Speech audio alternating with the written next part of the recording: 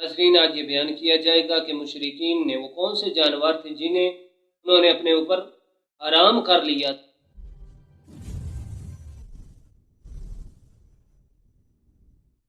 اعوذ باللہ من الشیطان الرجیم، بسم اللہ الرحمن الرحیم۔ اجعل اللہ من بحیرۃ ولا صائبۃ ولا وسیلۃ ولا حام ولكن الذین کفروا یفترون علی اللہ الکذب اکثرهم لا یعقلون۔ صدق اللہ العظیم۔ اللہ تعالیٰ نے اس آیت مبارکہ میں ان جانوروں کو بیان فرمایا جنہیں مشرکین نے اپنے اوپر حرام کر لیا تھا۔ مشرکین نے از خود بعض جانوروں کو اپنے اوپر حرام کر لیا تھا، حالانکہ اللہ تعالیٰ نے ان جانوروں کو حرام نہیں کیا تھا، اور جن اشیاء کو اللہ اور اس کا رسول اور شریعت حرام قرار نہ دیں تو وہ بدستور حلال ہی رہتی ہیں، حرام نہیں ہوتی۔ سورہ مائدہ کی آیت مبارکہ میں اللہ تعالیٰ نے یہ ارشاد فرمایا کہ ما جعل اللہ من بحیرۃ ولا صائبۃ ولا وسیلۃ ولا حام، اور اللہ نے جانوروں میں کوئی بحیرہ نہیں بنایا، اور نہ صائبہ اور نہ وسیلہ اور نہ حام، ولیکن الذین کفروا یفترون علی اللہ الکذب، فرمایا اور یہ کافر یہ جھوٹ بول کر اللہ پر بہتان تراشتے ہیں، واکثرهم لا یعقلون، اور ان میں اکثر وہ ہیں جو عقل نہیں رکھتے۔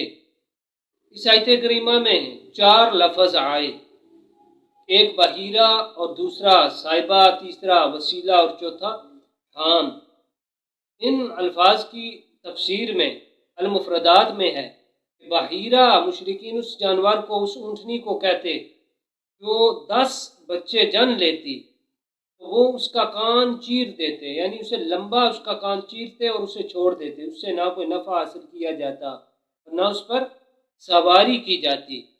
اور جو دوسرا لفظ ہے صائبہ، صائبہ کے متعلق امام سدی رحمہ اللہ تعالیٰ یہ بھی فرماتے ہیں کہ جب کوئی شخص اس کا مال زیادہ ہو جاتا یا کوئی بیماری سے شفا یاب ہوتا یا کوئی سفر سے کامیاب واپس لوٹتا، وہ اپنی کسی اونٹنی کو آزاد چھوڑ دیتے بتوں کے نام پر، اس سے نہ کوئی نفع حاصل کرتا نہ اس پر سواری کی جاتی۔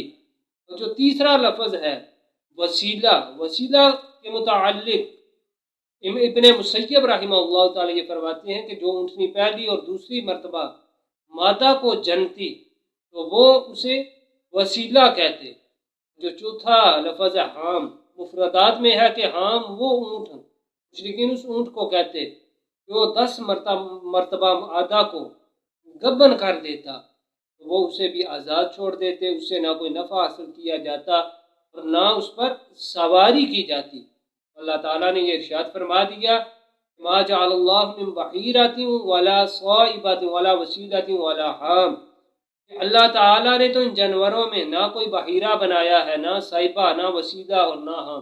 یہ کافر ہیں جو اللہ پر جھوٹ باندھ کر افتراء تراشتے ہیں۔ تو اللہ رب العزت نے ارشاد فرمایا ان میں تو اکثر وہ ہیں جنہیں تو شعور ہی نہیں، جو عقل ہی نہیں رکھتے۔ جو چیزیں اللہ اور اس کے رسول نے حلال قرار دی تو وہ بدستور حلال ہے۔ اللہ تعالی ہمیں صحیح راستے پہ چلنے کی توفیق عطا فرمائے، اور اللہ تعالی کفار کی تقلید سے پناہ عطا فرمائے۔ وآخر دعوانا الحمد للہ رب العالمین۔